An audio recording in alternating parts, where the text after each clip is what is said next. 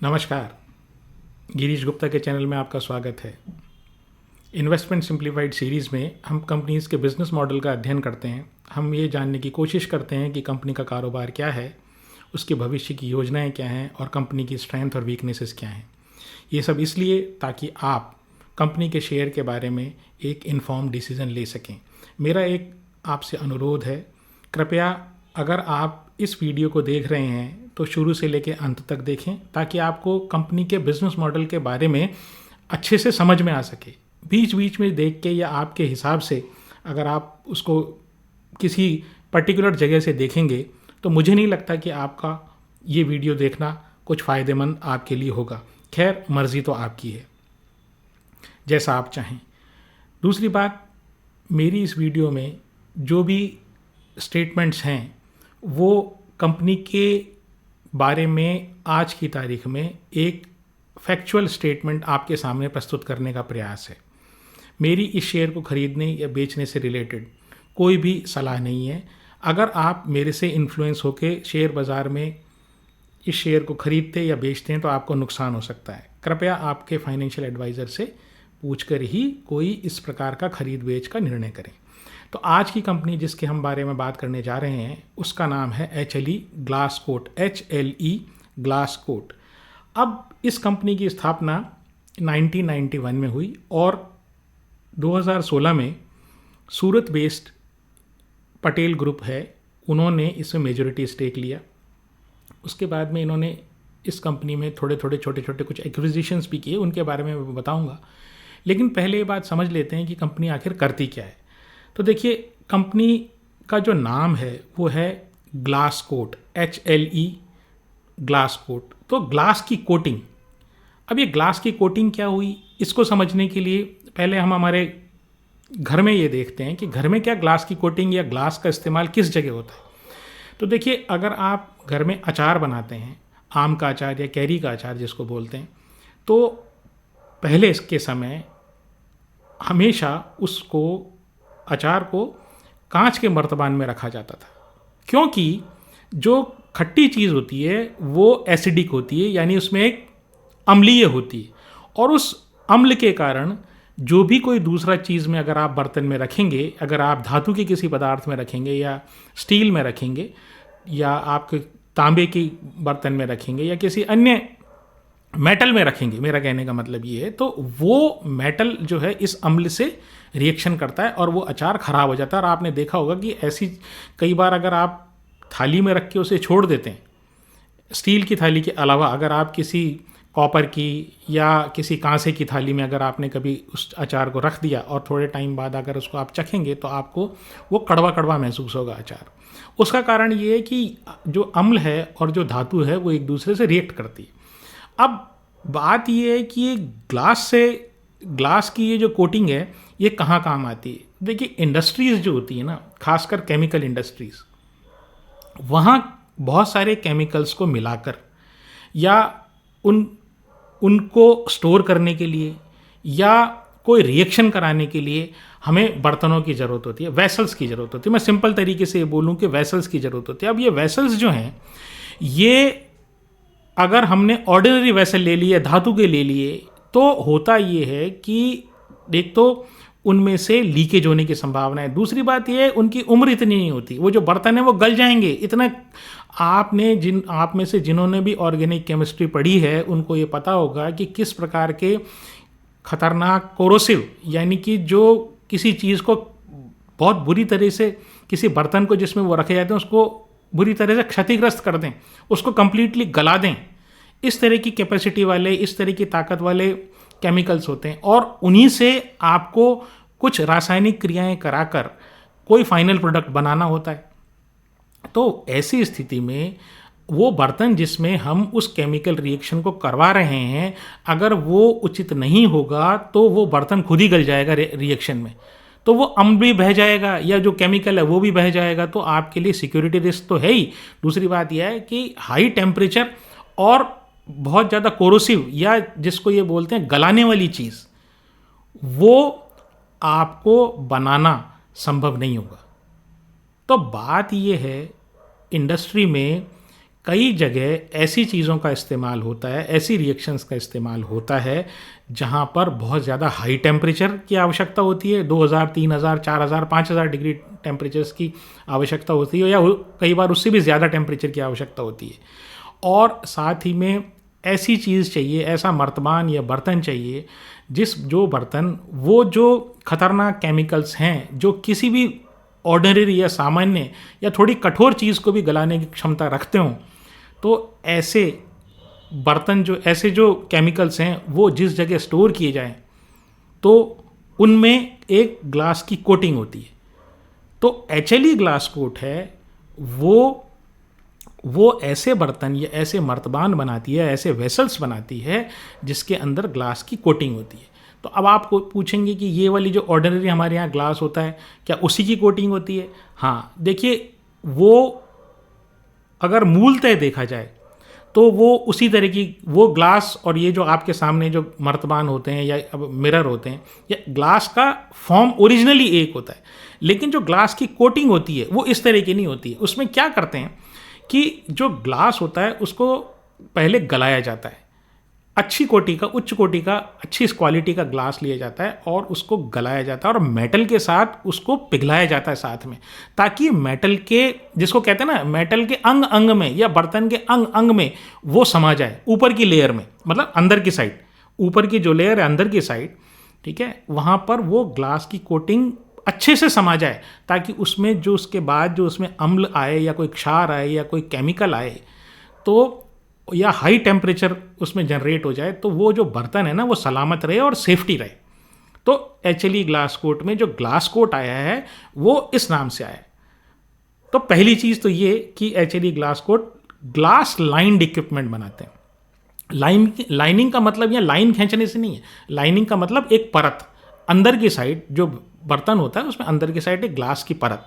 तो ये चीज़, तो मुझे आशा ये बात आपको समझ में आ गई होगी ग्लास लाइनिंग का क्या मतलब है। तो दूसरी चीज़ जो है ये फिल्ट्रेशन इक्विपमेंट बनाते हैं। अब देखिए, फिल्ट्रेशन इक्विपमेंट क्या हुआ, जो फिल्ट्रेशन इक्विपमेंट है उसका जो पर्पज़ है वो ये है कि जैसे दवाई की कंपनी है, अब उसको एक केमिकल है, जितनी भी दवाइयाँ हैं, जितनी भी अंग्रेज़ी दवाइयाँ हैं, सब केमिकल हैं। तो ये जो केमिकल्स हैं, जब इनको मुझे किसी आदमी को देना होता है, मतलब दवाई के रूप में मेरे को उनको देना है और दवाई बनानी है, तो मुझे ये चाहिए कि उसकी जो प्योरिटी है ना वो बहुत शानदार प्योरिटी का होना चाहिए। तो मैं उसको बार बार फिल्टर करता हूँ, बार बार मैं उसको छानता हूँ। तो छानने के लिए ऐसी स्थिति होती है कि केमिकल में कि मॉलिक्यूलर लेवल तक, यानी जो अणु परमाणु के लेवल तक की आपको फिल्ट्रेशन चाहिए होता है कि एक पर्टिकुलर टाइप के जो मॉलिक्यूल्स हैं वो रह जाएं और बाकी छूट जाएं। तो ऐसे फिल्ट्रेशन के लिए जो बर्तन है या उपकरण हैं वो ये HLE ग्लास कोट बनाती है। दूसरा, इसके अलावा ये तीसरा, ये ड्राइंग इक्विपमेंट भी बनाती है। अब ड्राइंग इक्विपमेंट क्या, आपके घरों में वॉशिंग मशीन होगी तो उसमें एक वॉशिंग मशीन, एक तो वॉशिंग मशीन होती है जो कपड़े धोती है और एक ड्रायर होता है। तो ड्रायर क्या करता है, वो रोटेट करता है और रोटेट करने के बाद वो अंदर गर्म हवा से क्या है वो अपने आप कपड़े ड्राई हो जाते हैं, आपको धूप में सुखाने की जरूरत नहीं होती। तो सेम प्रोसीजर है। तो कई जगह जो केमिकल आपको रिएक्शन चाहिए होती है या केमिकल इस तरह का चाहिए होता है कि उसमें पानी का अंश नहीं होना चाहिए। अगर आपको जरा सा भी मॉइस्चर हो गया तो वो जो आपका कंपाउंड है, यानी वो जो यौगिक है या वो जो रसायन है वो खराब होने के चांसेस उसके होते हैं। वो कई बार स्टेबल नहीं होता, यानी कि वो अपने दूसरे तरीके के अणु परमाणुओं में टूट जाता है। थोड़ी केमिस्ट्री है सर, लेकिन क्या है, मुझे आशा है कि मैं जो जिस तरीके से आपको बता रहा हूँ, मैं पूरी उम्मीद करता हूँ कि जिन्होंने कभी साइंस नहीं पढ़ी होगी वो भी इस चीज़ को आसानी से समझ जाएंगे, और जिन्होंने साइंस पढ़ी होगी और स्पेशली ऑर्गेनिक केमिस्ट्री पढ़ी होगी वो तो सब मेरे दर्शक इस सब चीज़ों से रिलेट कर ही पाएंगे। तो ड्राइंग इक्विपमेंट, तो उससे क्या होता है कि इस मॉइस्चर से, अगर कोई जैसे अचार होता है ना, अचार में अगर थोड़ा सा भी मॉइस्चर चला जाए तो उसमें फफूंद आ जाती है। तो सेम चीज़ यहाँ केमिकल रिएक्शंस में, आपकी ज़िंदगी में ये सारी चीज़ें होती हैं, बस थोड़ा सा क्या है कि उसको आपको देखने का नज़रिया केमिस्ट्री में अलग हो जाता है, और डे टू डे चीज़ों में, जो डे टू डे हमारी लाइफ है उसमें तो हम सब इन सब चीज़ों को ऑर्डिनरी मानते हैं। दुनिया में कोई चीज़ डिफरेंट नहीं है, ना शेयर बाज़ार डिफरेंट है, ना कोई केमिकल रिएक्शन डिफरेंट है, ना कोई आर्टिफिशियल इंटेलिजेंस डिफरेंट है। बात यह है कि आप जिनको समझा रहे हैं या आपको जैसे समझाया जा रहा है वो किस तरीके से समझाया जाता है, बस इतना ही अंतर पड़ता है। तो इसीलिए मैं बिजनेस मॉडल की बात पहले करता हूँ, फाइनेंशियल्स की बात बाद में करता हूँ।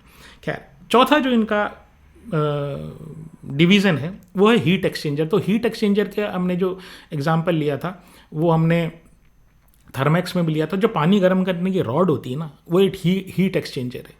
तो क्या होता है, बिजली से वो रॉड गर्म होती है और वो जो रॉड है ना, वो अपनी हीट वो पानी को दे देती है। लेकिन वहाँ जो हीट है ना, जो अंदर की रॉड में जो करंट है वो और पानी, तो वो दोनों आपस में टच नहीं होते हैं।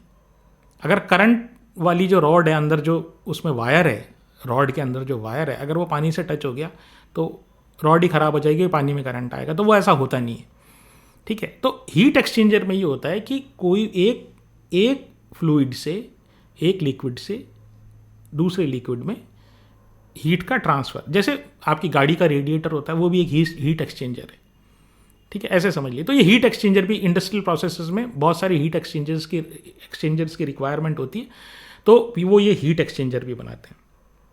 ये रही इनके बिजनेस की बात। अब बात करते हैं कि इनकी स्ट्रेंथ, मतलब ये आखिरकार ये किन किन सेक्टर्स में, ये जो डिवीजन में इनमें ये मार्केट लीडर है, तो कौन कौन से लेवल पे ये मार्केट लीडर हैं। तो पहली चीज़ ये है कि जो फिल्ट्रेशन इक्विपमेंट्स इनके हैं और जो ड्राइंग इक्विपमेंट्स हैं, यानी जो मैंने बताया केमिकल की सफाई करने वाले इक्विपमेंट जो ये बनाते हैं, और केमिकल को सुखाने वाले इक्विपमेंट या किसी पदार्थ को सुखाने वाले इक्विपमेंट जो ये जो बनाते हैं, उसमें तो ये मार्केट लीडर है और 50% से ज़्यादा भारत में इनका मार्केट शेयर है। दूसरी बात, जो ये ग्लास लाइंड इक्विपमेंट्स हैं, तो ग्लास लाइंड इक्विपमेंट्स में इनका जो मार्केट शेयर है ना, वो 25% के आसपास है। तो ये जो, और हीट एक्सचेंजर एक्चुअली इन्होंने अभी रिसेंटली एक कंपनी एक्वायर की थी, तो अभी हीट एक्सचेंजर का जो इनका रेवेन्यू है, हीट एक्सचेंजर से जो इनका जो मार्केट लीडरशिप है वो अभी एस्टेब्लिश नहीं हुई है। तो खैर, अब इन्होंने क्या है कि लगातार ये अपनी कंपनी में रिलेटेड प्रोडक्ट्स में डाइवर्सिफाई करते जा रहे हैं। तो अगर आपने रिलेटेड प्रोडक्ट्स का डाइवर्सिफिकेशन की बात अगर आपने सुनी हो, तो मैंने 2 वीडियोज़ में, एक तो अमारा राजा बैटरी में और एक HBL पावर में, मैंने रिलेटेड डाइवर्सिफिकेशन की बात की थी। यानी कि रिलेटेड डाइवर्सिफिकेशन का मतलब ये है कि आप उसी जो काम आप कर रहे हैं ना, उसी तरीके का आप कोई रिलेटेड काम कर लें। अब अनरिलेटेड डाइवर्सिफिकेशन क्या हुआ, जैसे राजेश एक्सपोर्ट्स की वीडियो में हमने बताया कि राजेश एक्सपोर्ट्स जो है वो गोल्ड रिफाइनरी से लेके गोल्ड को अल्टीमेटली रिटेल तक, गोल्ड ऑर्नामेंट्स को अल्टीमेटली रिटेलर तक, मतलब बेचने के कारोबार में आ गए। अब वो धंधा जब इनका डामाडोल हुआ तो साहब इन्होंने कहा हम तो बैटरी मैन्युफैक्चरिंग करेंगे। भाई आपका क्या लेने देना बैटरी मैन्युफैक्चरिंग करने का। तो ये अनरिलेटेड डाइवर्सिफिकेशन है। वहाँ बिजनेस मात जल्दी खाता है, बिजनेसमैन मात जल्दी खाता है, क्योंकि ऑलरेडी एस्टेब्लिश प्लेयर्स जो है ना, आपकी एक्सपर्टाइज तो है नहीं। अब वही हलवाई वाला उदाहरण लेते हैं, एक हलवाई है, कचौरी समोसे बनाता है, अब अचानक से वो कहता है साहब मैं तो कोई स्टील की कोई कॉम्प्लिकेटेड मैन्युफैक्चरिंग करूँगा, या मैं तो मान लीजिए ग्लास लाइन इक्विपमेंट बनाऊंगा। तो भाई उसके बस का रोग नहीं है, क्योंकि उसकी टेक्निकल एक्सपर्टाइज नहीं है वहाँ पर। तो ये अनरिलेटेड डाइवर्सिफिकेशन है। रिलेटेड डाइवर्सिफिकेशन वो चीज़ है जो मैं सिमिलर एरिया में जाऊँ।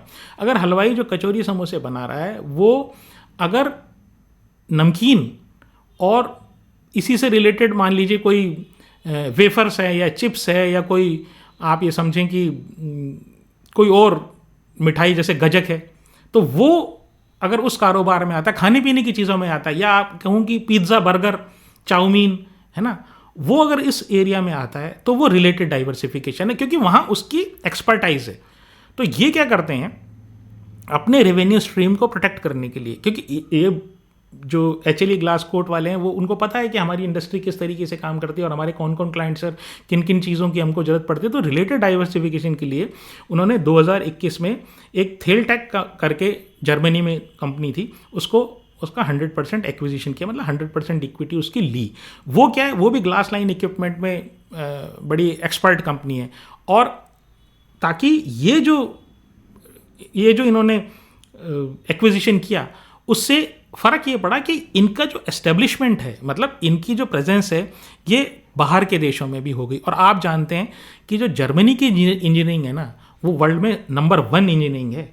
इंजीनियरिंग के मामले में जर्मनी को कोई पछाड़ नहीं सकता। इवन अमेरिका भी जो है, जो इंजीनियरिंग के मामले में जर्मनी से पीछे। अब 2023 में इन्होंने किनाम इंजीनियरिंग करके एक पार्टनरशिप फर्म थी, उसमें इन्होंने स्टेक लिया। वो क्या करती है, वो हीट एक्सचेंजर बनाती है। जो मैंने अभी आपको बताया कि हीट एक्सचेंजर, क्योंकि इनके 3 बिजनेस तो मेन बिजनेस हैं जिनमें ये करीब करीब या तो मार्केट लीडर हैं या ये 2nd नंबर पे या 3rd नंबर पे हैं। तो glass line equipment, filtration equipment और ड्राइंग इक्विपमेंट, तो ये 3 तो इनके मेन बिजनेस। तो 2023 में इन्होंने किनाम इंजीनियरिंग को अक्वायर किया, मैं मेजोरिटी स्टेक लिया। ये जो किनाम इंजीनियरिंग है, ये हीट एक्सचेंजर्स के बिजनेस में। अब अच्छी बात क्या है, देखिए बिजनेस का एक सेंस समझिए। आप जब एक्वायर करते हैं तो आप पैसा दे रहे हैं और पैसे का आपको रिटर्न चाहिए, शेयर होल्डर्स को भी पैसे का रिटर्न चाहिए। अब इन्होंने क्या है, इस किनाम इंजीनियरिंग में जब स्टेक लिया तो उसमें 2 खास बातें हैं। एक चीज़ तो रिलेटेड डाइवर्सिफिकेशन है। रिलेटेड का मतलब कि ये हीट एक्सचेंजर बनाती है और किनाम इंजीनियरिंग का और HLE ग्लास कोट वालों का जो क्लाइंट है ना, जो इंडस्ट्री इन चीज़ों को यूज़ करती है, वो सिमिलर सी है। तो पहली बात तो ये कि किनाम इंजीनियरिंग का माल भी मैं उन्हीं को बेच दूंगा, तो कोई मेरे को अलग से कोई एफर्ट लगाना नहीं है।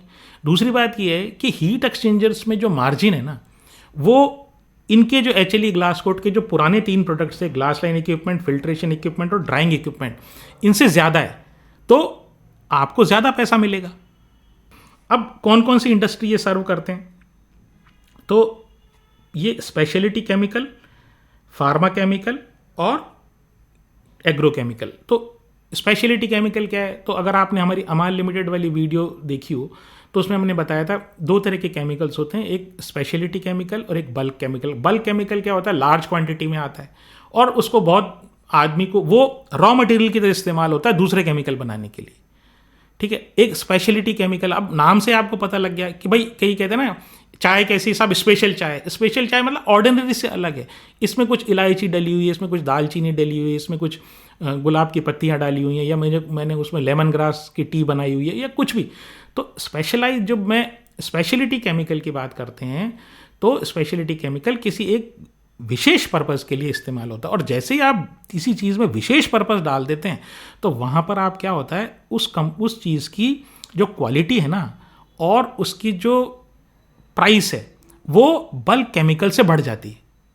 ठीक है। तो इसी तरीके से ये जो स्पेशलिटी केमिकल्स हैं वो बल्क केमिकल के कंपैरिजन में अच्छे रिफाइंड होते हैं और उसमें मार्जिन ज़्यादा होता है। तो दूसरी चीज़ फार्मा और केमिकल्स। तो फार्मा केमिकल्स में तो आप जैसे जितनी भी दवाइयाँ आती हैं उनको आपको बनाना पड़ेगा, रिएक्शन करानी पड़ेगी और उनको प्योरिटी रखनी पड़ेगी, क्योंकि ह्यूमन कंजम्पशन के काम आती है। तो इसलिए तो 41% इनका जो रेवेन्यू आता है वो स्पेशलिटी केमिकल्स के लिए से आता है और फार्मास्यूटिकल कंपनीज से इनका रेवेन्यू 45% आता है। तो टोटल 86%, यानी मेजोरिटी ऑफ रेवेन्यू जो है ना, ये केवल 2 इन इंडस्ट्रीज़ के थ्रू आता है।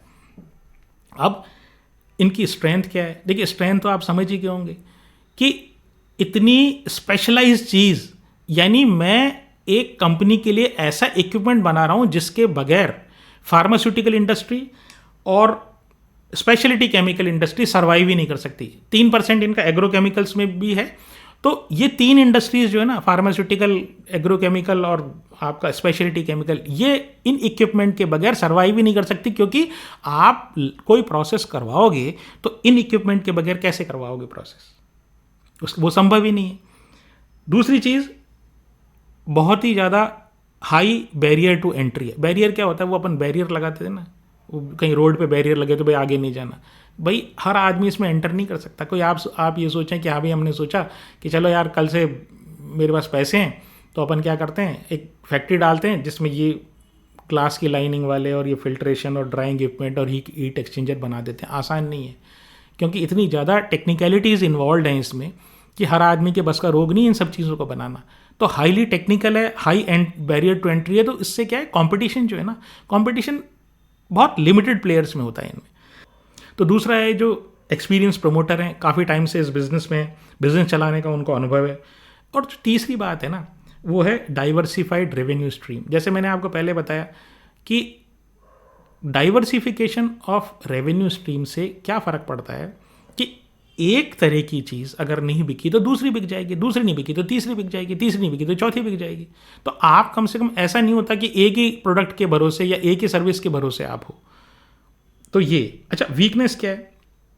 देखिए, जब आप ये प्रोडक्ट बनाते हैं ना, तो इसका जो साइकिल है, प्रोडक्शन साइकिल बोलते हैं, मतलब आपने रॉ मटेरियल लिया और रॉ मटेरियल के बाद में आपने सब कंबाइन सारी चीज़ें करके फिर आपने एक कोई ग्लास लाइन इक्विपमेंट या फिल्ट्रेशन इक्विपमेंट या हीट एक्सचेंजर या आप ड्राइंग इक्विपमेंट कुछ आपने बनाया, तो उसमें टाइम काफ़ी लगता है। अब टाइम लगता है तो इसका मतलब ये कि जब तक वो इक्विपमेंट बनेगा नहीं तब तक तो आपको पास वो या तो रॉ मटेरियल की फॉर्म में होगा या अंडर प्रोसेस होगा, तो पैसे तो आपको जब तक आप पूरा उसको बेच नहीं दोगे तब तक पैसे तो आने नहीं है, और टाइम ज़्यादा लगता है। तो इनकी वर्किंग कैपिटल रिक्वायरमेंट जो होती है ना, वो ज़्यादा होती है। और ये इंडस्ट्री का नेचर है, इसमें कोई बुराई की बात नहीं है कि भाई इस कंपनी में एक प्रॉब्लम है, नहीं, ऐसा नहीं है। लेकिन ये इंडस्ट्री की इटसेल्फ एक वीकनेस है। दूसरी चीज़, 40 से 50% जो इनकी कॉस्ट है ना, वो जो रॉ मटेरियल इनपुट है ना उसकी कॉस्ट होती है। मतलब रॉ मटेरियल की कॉस्ट इनकी टोटल कॉस्ट की 50% होती है। अब रॉ मटेरियल जो होता है ना वो ज़्यादातर इम्पोर्ट होता है। कोई भी आदमी, कोई भी इंडस्ट्रियलिस्ट जो है वो ये चाहता है भाई ये कितने में बना के दोगे, ऑर्डर प्लेस कर दूंगा साहब, मैंने ऑर्डर प्लेस कर दिया, आप मुझे बना के दे देना, ठीक है, कितने में बना के दोगे भाई, इतने में बना के दो, उतना ही पैसा इनको मिलने वाला है। तो रॉ मटेरियल की जो फ्लक्चुएशन होती है नीचे चले जाता है तो इनके फ़ायदा है अगर रॉ मटेरियल की कीमतें नीचे चले, लेकिन जनरली रॉ मटेरियल की कीमतें जो ऐसी चीज़ें जो स्पेशलाइज चीज़ें होती हैं उनकी नीचे नहीं जाती हैं जनरली, इन जनरल। तो अगर ऊपर बढ़ जाती हैं तो फिर वो इनको नुकसान करती है, क्योंकि आपको तो ग्राहक को फाइनली एक फिक्स प्राइस पे देना है। अब ये क्या करते हैं, जैसे ये थर्मेक्स वाले करते हैं, बैक टू बैक ऑर्डर कर देते हैं। बैक टू बैक ऑर्डर करने का मतलब क्या है कि आपने इधर ऑर्डर आया, इधर आपने उसके लिए रॉ मटेरियल ऑर्डर कर दिया, तो आपका जो है वो भी फिक्स प्राइस पे करते हैं। तो वो जो आपका जो प्राइस जो है वो आपका, उससे आप बढ़ी हुई प्राइस अगर रॉ मटेरियल के बाद में हो जाती है तो उससे आप प्रभावित नहीं होते हैं। दूसरी बात ये है कि इससे आगे बात ये है कि एक वीकनेस और है कि ये जो डिपेंडेंट है ना, ये जो डिपेंडेंट है वो इंडस्ट्री के ऊपर डिपेंडेंट है। जैसे ये सप्लाई करते हैं फार्मास्यूटिकल इंडस्ट्री को, ये सप्लाई करते हैं स्पेशलिटी केमिकल्स को, ये सप्लाई करते हैं। 3% के आसपास रेवेन्यू जिनका है वो एग्री केमिकल्स से आता है। तो ये स्पेशलिटी केमिकल, फार्मास्यूटिकल्स, ये जब तक कैपिटल एक्सपेंडिचर नहीं करेंगी या ये अपने प्रोडक्शन को नहीं बढ़ाएंगी या नए प्लांट नहीं लगाएंगी, तब तक इनकी चीज़ की रिक्वायरमेंट, ये जो प्रोडक्शन करती हैं उसकी रिक्वायरमेंट नहीं होती, ठीक है। क्योंकि दो तरह की डिमांड होती है, एक तो नई डिमांड जब नए प्लांट और मशीनरी लगेगी, जब नए प्लांट्स खुलेंगे, और दूसरी चीज़ ये कि रिप्लेसमेंट। अब रिप्लेसमेंट वाली डिमांड जो है इतने ड्यूरेबल बर्तन होते हैं या वेसल्स होते हैं इनके कि या ड्रायर या, तो रिप्लेसमेंट बहुत कम होता है। रिप्लेसमेंट का जो रोल है ना वो बहुत कम होता है, और इनका जो बिजनेस बढ़ता है ना वो नए कैपिटल एक्सपेंडिचर से बढ़ता है। अब देखिए कि ये जो कैपिटल एक्सपेंडिचर नहीं हुआ वो इनके फाइनेंशियल्स में, मतलब जो इनकी यूज़र इंडस्ट्री है उसमें जब कैपिटल एक्सपेंडिचर नहीं हुआ तो वो इनके फाइनेंशियल्स में दिखाई देती है। क्या है, 2023 के बाद से इनका रेवेन्यू फ्लैट है और लास्ट के 12 महीनों में प्रॉफिट जो है ना वो 25% डाउन हो गया है। हाई वर्किंग कैपिटल रिक्वायरमेंट है, इसलिए हर 100 रुपये की इक्विटी के ऊपर इनके पास 83 रुपये का इन्होंने लोन ले रखा है। मार्केट कैपिटलाइजेशन जो है 1800 करोड़ का है। आरओई जो है वो 9% का है, वो रीजनेबल है इस तरह की इंडस्ट्री में, ठीक है। आप इस तरह की इंडस्ट्री में कोई बहुत ज़्यादा आरओई, जहाँ बिजनेस टू बिजनेस मॉडल होता है वहाँ पर बहुत ज़्यादा आरओई की उम्मीद ना करें। दूसरी बात, प्रमोटर का जो स्टेक है ना वो करीब 67% है। एफआईआई के पास 4% है, डीआईआई के पास 3.5 है और हमारे रिटेलर्स के पास 26% है। तो सब मिला के अगर मैं कहूँ कि एक, देखिए, बड़ी ताकतवर कंपनी है, लेकिन वही बात है, देखिए हम तो शेयर होल्डर हैं, तो जब तक हमें शेयर चले नहीं तब तक मज़ा नहीं है। और शेयर कब चलेगा, जब उसके सेल्स और रेवेन्यू की ग्रोथ, सेल्स की और प्रॉफिट की ग्रोथ होगी। तो जब प्राइवेट सेक्टर इन्वेस्ट करेगा, ये जो स्पेशलिटी केमिकल वाली कंपनीज, जब ये एग्रो केमिकल वाली कंपनीज, और जब ये आपकी फार्मास्यूटिकल कंपनीज तेज़ी से अपने कैपेसिटी एक्सपेंशन करेंगी, प्लांट लगेंगे, नए प्लांट लगेंगे, तो इनका बिजनेस बढ़ेगा और तब ये कंपनी ग्रो करेगी। तो ये रही आज की HLE ग्लास कोट की प्रस्तुति। तो नरेंद्र कुमार जी कपूरिया 7096 इनकी रिक्वेस्ट पे ये वीडियो हमने बनाया था। अब कुछ प्रश्न ले लेते हैं। तनिष गुप्ता जी, जो तनिष गुप्ता 8181 इनका आइडिया, वो ये कहते हैं कि कोई बिजनेस काफ़ी टाइम से स्ट्रगल करे और उसके बाद उसके क्वार्टरली रिजल्ट में इम्प्रूव हो, लेकिन उसकी पब्लिक होल्डिंग 50% हो, तो क्या हमें उसका फ्यूचर एनालिसिस करना चाहिए या उसे हमें कैसे देखना चाहिए? देखिए, पब्लिक होल्डिंग कुछ भी हो, पहली चीज़ तो ये है कि आपको उसका बिजनेस मॉडल समझना है। बिजनेस मॉडल क्यों समझना ज़रूरी है? देखिए, बिजनेस मॉडल से आपको ये पता लगता है कि आखिर ये कंपनी करती क्या है, ये सर्वाइव करेगी या नहीं सर्वाइव करेगी, होल्डिंग पब्लिक की कितनी भी हो। हाँ, ये बात ज़रूर है, मैं आपकी इस बात से बिल्कुल सहमत हूँ कि अगर ज़्यादा पब्लिक होल्डिंग होती है ना, तो हम लोग तो क्या है 100, 50, 200, 2000, 5000 शेयर लेके रखते हैं। और जब म्यूचुअल फंड या कोई LIC या कोई FII जब उनको खरीदता है तो भारी भरकम क्वांटिटी में खरीदता है, और ये माना जाता है कि उसका एनालिसिस एक रिटेलर के कंपैरिजन में, यानी कोई इंस्टीट्यूशन का एनालिसिस रिटेलर के एनालिसिस के कंपैरिजन में वो अच्छा होता है, हमेशा अच्छा होता है, और उन्होंने सारे चीज़ों को अच्छे से ठोक बजा के देख लिया होता है। तो एक सेंस ऑफ कॉन्फिडेंस आता है कि आदमी को ये लगता है, रिटेलर को ये लगता है या किसी भी दूसरे लोगों को ये लगता है कि ये इतने बड़े फंड ने अगर इसमें बाइंग की है तो उसने कुछ सोच समझ के बाइंग की होगी, और वो सोच समझ के बाइंग करते भी हैं। ठीक है, अब बात ये कि अगर कोई बिजनेस काफ़ी टाइम से स्ट्रगल करे और उसके बाद क्वार्टरली रिजल्ट्स में इंप्रूवमेंट हो, तो वो आखिर इंप्रूवमेंट हो क्यों रहा है? भाई, उसने कोई नया प्रोडक्ट लॉन्च किया है, और क्या उसने कंपटीशन को बीट किया है, या उसने कोई ऐसी स्ट्रेटेजी लगाई है जिसके कारण उसका सेल्स ग्रोथ बढ़ रही है। ठीक है, तो ये बहुत सारे फैक्टर्स तनिष जी आपको देखने पड़ेंगे, इसका कोई एक आंसर नहीं है। हाँ, 50% होल्डिंग से कोई फ़र्क नहीं पड़ता, होल्डिंग कुछ भी हो उससे कोई फ़र्क नहीं पड़ता। अगर बिजनेस मॉडल अच्छा है तो रिटेलर से ये लोग लेने आएंगे और रिटेलर उसको बेचेगा। मतलब अगर बिजनेस मॉडल अच्छा होगा और कंपनी के क्वार्टरली रिजल्ट्स में इंप्रूवमेंट आएगा, तो आप ये समझ लीजिए ये FII और DII जितने भी हैं ना, जिनको इंस्टीट्यूशंस बोलते हैं, ये लेने आएंगे और हमारे रिटेलर से लेके जाएंगे, चाहे कुछ भी कर लेंगे। आप चाहे कितना भी होल्ड करने की कोशिश कर लें, हमारे रिटेलर्स इतने भोले हैं कि वो टिप्स पे काम करते हैं, वो बिजनेस मॉडल और समझदारी से काम नहीं लेते हैं। तो वो ये कहते हैं कि अरे इसका भाव इतना बढ़ गया, चलो बेच दो। अगर आपको बिजनेस मॉडल की समझ है ना, तो तनिष जी आप खुद इस बात का अंदाज़ा लगा लीजिएगा कि ये शेयर आखिरकार इसका इम्प्रूवमेंट कहाँ से है। आपको ये ढूंढना है इसका इम्प्रूवमेंट कहाँ से है। शेयर होल्डिंग को छोड़ दो आप, शेयर होल्डिंग सिर्फ एक इंडिकेटर है। ठीक है, दूसरी चीज़, अभिजीत, दूसरा क्वेश्चन, अभिजीत जी 7936 ये क्वेश्चन पूछ रहे हैं कि अगर कोई शेयर F&O में शामिल हो तो क्या होता है, तो उससे क्या फ़र्क पड़ता है। देखिए, पहले क्या है, 2020 से पहले और 2020 के बाद की स्थिति में आपको बताता हूँ। पहले क्या होता था कि कोई अच्छा शेयर, मतलब जिसके फंडामेंटल बहुत अच्छे होते थे, अगर वो F&O में शामिल हो जाता था ना, तो आप ये समझ लीजिए उस शेयर का भाव बहुत ज़्यादा ऊंचा हो जाता था। क्योंकि जितने भी इंस्टीट्यूशंस हैं ना, वो फ्यूचर्स एंड ऑप्शंस के थ्रू, स्पेशली FIIs, वो फ्यूचर्स के थ्रू अपनी पोजीशन बनाते थे और लेके बैठ जाते थे। ठीक है, मतलब वो डिलीवरी भी लेते थे ना, तो फ्यूचर्स में खरीद लेते थे, क्योंकि हो सकता है कैश में आपको उतना बढ़िया भाव नहीं मिले। ठीक है, कैश में अगर आप लेने जाएंगे और आपने 1 लाख क्वांटिटी का ऑर्डर लगा दिया, तो उसमें क्या है कि इतना तेज़ी से प्राइस जंप होता है कि वो इंस्टीट्यूशन के लिए प्रॉफिटेबल नहीं होता है। तो वो F&O, और कभी नीचे जा रहा होता है तो उसको वो धड़ाधड़ बेचते थे। तो अच्छी कंपनियों के शेयर ऊपर बढ़ते थे और नीचे जो ख़राब कंपनी होती थी, इन जनरल बता रहा हूँ मैं आपको, इन जनरल, तो उनके शेयर के प्राइसेस नीचे गिरते थे। अब यहाँ क्या हो गया 2020 के बाद कि हमारे बहुत सारे रिटेलर्स जो है ना, वो ऑप्शंस में और फ्यूचर्स में आ गए। अब क्या होता है कि इन लोगों को भी ये बात पता लगी कि बहुत सारे रिटेलर्स घुसे हुए हैं और अलग अलग शेयर्स में ये घुसे हुए हैं। तो वहाँ पर ये क्या करते हैं कि इनका अब ओरिएंटेशन 2020 के बाद ये हो गया है कि मैं शेयर को जल्दी प्रॉफिट बुक कर लूँ।